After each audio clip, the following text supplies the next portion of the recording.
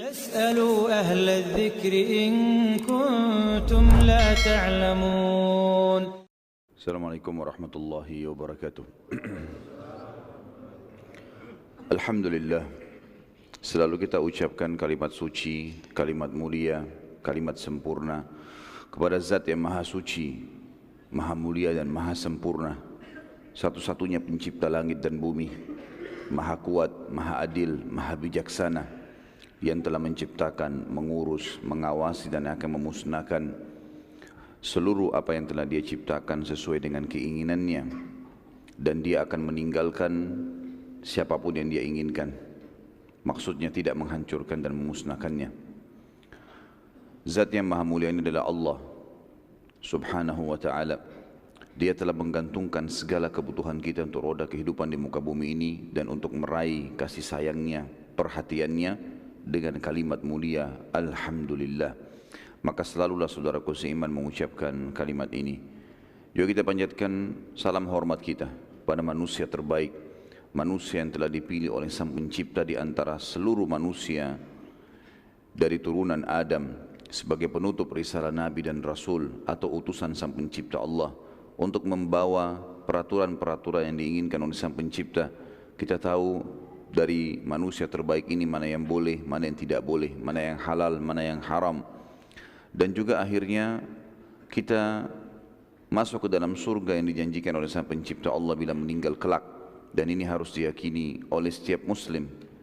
Allah bersama malaikatnya mengucapkan salam hormat kepada manusia terbaik ini dan dijadikan ibadah kepada orang-orang beriman.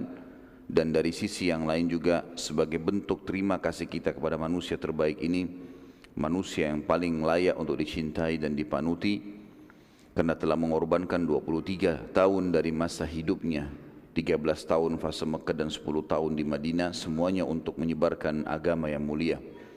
Maka sangat wajar kalau kita selalu membacakan salawat dan taslim kepada Nabi besar Muhammad sallallahu alaihi wasallam. Seperti biasa teman-teman sekalian, lanjutan bahasan kita sebulan sekali masalah As-Sirah Nabawi ini. Dan terakhir kita sudah sampai pada bahasan kisah Ummu Ma'bad, seorang wanita Badui yang dimampiri kemahnya oleh Nabi SAW bersama Abu Bakar. Lalu keberkahan yang terjadi pada saat itu, salah satu mukjizat adalah unta kurusnya Ummu Ma'bad bisa menjadi gemuk dan akhirnya mengeluarkan susu. Dan Nabi SAW bersama Abu Bakar serta Ummu Ma'bad meminum sampai kenyang. Dan juga Ummu Ma'bad memberikan ciri yang kata para ulama hadis paling lengkap tentang fisik Nabi dan akhlak sallallahu alaihi wasallam. Sekarang teman-teman sekalian, pagi ini dan insyaallah nanti malam semoga Allah berkahi, kita akan lanjutkan tema kita tentang tibahnya Nabi sallallahu alaihi wasallam di kota Madinah dan 3 keputusan penting dalam pendirian negara, pondasi penting dalam masalah pendirian negara dalam Islam. Nabi SAW bersama Abu Bakar teman-teman sekalian terlambat dari jadwal tiba di Madinah 3 hari. Jadi perjalanan Mekah Madinah normal, biasanya mereka tahu waktunya dan mereka tahu kapan Nabi SAW tinggalkan Mekah. Tapi Nabi terlambat 3 hari. Setiap hari masyarakat Madinah keluar melihat, mereka kumpul di pintu gerbang Madinah sampai dari pagi sampai menjelang maghrib. Enggak ada. Hari kedua enggak ada, hari ketiga enggak ada. Ini dari hari telatnya ya. Semestinya tibanya hari ini misalnya, besok mereka tetap keluar cari, mereka tetap tunggu hari ketiga, sampai hari ketiga tidak ada. Dan tepatnya teman-teman sekalian, di hari ketiga pada saat matahari sudah mulai terik sekali, artinya di hari ketiga ini sudah menjelang waktu asar, dan kita tahu asar puncaknya matahari sangat terang. Maka pada saat itu juga masyarakat Madinah sudah mulai kembali ke dalam kota Madinah. Ternyata ada satu orang Yahudi yang pada saat itu memang ikut ingin melihat fisik Nabi SAW karena dia ingin memastikan benar gak ini seperti yang disebutkan dalam Taurat. Karena sampai waktu itu belum ada satupun Yahudi yang masuk Islam. Dan mereka tradisinya untuk melihat pada zaman itu, mereka naik ke atas pohon kurma tertinggi, ya, kemudian mereka melihat dari jarak jauh. Waktu seluruh muslimin sudah bubar penduduk Madinah, tinggal si Yahudi ini di atas pohon. Dan dia melihat dari jauh ada 2 ekor unta yang sedang mendekat dari ke pintu gerbang Madinah. Lalu dia berteriak dengan suara keras, "Ya Bani Qila, wahai suku Qila." Siapa itu suku Qila yang dipanggil sama orang Yahudi ini? Jadi di kota Madinah pada saat itu ada komunitas Yahudi dan ada komunitas asli penduduk Madinah yang nanti setelah Islam kita namakan Ansar. Terdiri dari 2 suku, Aus dan Khazraj. Suku Aus dan Khazraj ini telah dimasuki oleh orang-orang Yahudi untuk membuat mereka perang. Jadi suku Aus dan Khazraj ini selalu perang. 3 suku Yahudi, Kainuka, Nadir dan Quraidah, mereka sepakat untuk membiayai kedua suku ini untuk saling berperang. Diberikan makanan, diberikan pedang, sehingga 2 suku ini kacau terus. Dan pada saat mereka perang, Yahudi aman. Ini yang terjadi. Dan mereka mengeluarkan istilah buruk untuk 2 suku ini, Aus dan Khazraj. Mereka mengatakan suku Qila. Siapa itu Qila, teman-teman? Adalah salah satu nama dari turunan Aus dan Khazraj. Yang menyatukan 2 suku ini adalah satu kakek mereka yang bernama Qila. Orang-orang Yahudi menyebutkan wahai suku Qila bukan untuk memanggil kakek Ansar atau kakek Aus dan Khazraj, tapi untuk menghina, mengolok-olok. Karena ternyata mereka bisa dikuasain dan dibuat perang satu sama yang lain. Bergulirlah kalimat ini menjadi sebuah panggilan. Maka orang Yahudi teriak dengan suara keras, "Wahai suku Qila, wahai Bani Qila, wahai Bani Qila." Sehingga mereka dengar, orang-orang Ansar ini, orang Aus dan Khazraj dengar, mereka kembali. Lalu dia mengatakan, "Hadza jiddukum." Sesungguhnya ini adalah rezeki atau bagian kalian sudah datang.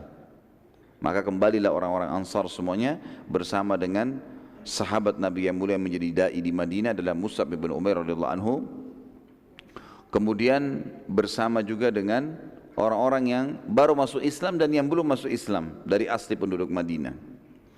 Maka pada saat itu teman-teman sekalian mereka pun semuanya kembali. Hanya saja Aus dan Khazraj tidak mengenal Nabi SAW. Tidak semua mengenal wajah Nabi SAW zaman dulu, tidak ada foto, tidak ditahu. Maka mereka bingung, yang mana ini? Karena Nabi SAW bersama Abu Bakar. Abu Bakar postur tubuhnya tinggi, hanya saja beliau kurus. Sementara Nabi SAW kekar, tapi belum pernah diceritakan tentang fisik Nabi SAW, bagaimana beliau. Gitu. Maka yang terjadi saudaraku seiman, orang-orang Madinah bingung, yang mana nih? Salah satunya. Pada saat itu kebetulan karena sangat panas cuacanya, maka Abu Bakar pun turun dari untahnya dan mengambil pelapa kurma yang ada tergeletak di tanah, kemudian naik kembali ke unta lalu menaungi Nabi SAW dengan pelapa kurma itu. Pada saat itulah mereka mengenal kalau ini adalah Nabi SAW, karena pasti dia yang dimuliakan dan dihormati. Serentak pada saat itu tentu Mus'ab bin Umair radhiyallahu anhu dai Nabi SAW di Madinah sudah mempersiapkan, sudah memotivasi mereka, menceritakan tentang syariat Nabi SAW, dan mayoritas Ansar lebih dari 60% atau 70% sudah masuk Islam. Tinggal sedikit yang belum masuk Islam pada saat itu. Maka mereka pun menyiapkan syair-syair yang masyhur pada saat itu. Tentu saya yakin kita sudah pernah dengar. Maka mereka serentak membacakan Tala'al badru alaina min thaniyatil wada' ayyuhal mab'uthu fina ji'ta bil amri muta' ji'ta syarraftal madina marhaban ya khairal anam wajib syukru alaina marhaban ya khairal dhat. Yang artinya tala'al badru alaina, telah terbit bulan purnama untuk kami. Ini menyambut panggilan, menyambut Nabi SAW datang. Min thaniyatil wada. Thaniyatil wada ini adalah nama sebuah tempat, nama sebuah gunung sebenarnya di Madinah. Saya pernah pribadi waktu lagi naik taksi waktu itu keliling Madinah, sempat ada hajat. Kemudian saya ditunjukkan oleh seorang supir ahli asli Madinah. Dia bilang, "Ya akhi, sudah tahu thaniyatil wada?" Saya bilang, "Saya dengar, tapi saya belum tahu pasnya di mana." Dia tunjuk sebuah gunung dari jarak jalan yang cukup tinggi, maka dia tunjuk itu yang gunung di sana, itu namanya Thaniyatil Wada. Lokasi yang memang Nabi SAW memasuki Mekah, memasuki Madinah dari lokasi itu. Dan juga ada riwayat yang menyebutkan kalau Nabi SAW pernah ikut bertanding lomba kuda bersama sahabat dari Thaniyatil Wada ini. Dari kurang lebih dia pintu gerbang, salah satu pintu gerbang kota Madinah pada saat itu. Ayyuhal mab'utsu fina, wahai orang yang telah diutus oleh Allah kepada kami, ji'ta bil amri muta', engkau telah membawa peraturan-peraturan yang pasti akan dipatuhi.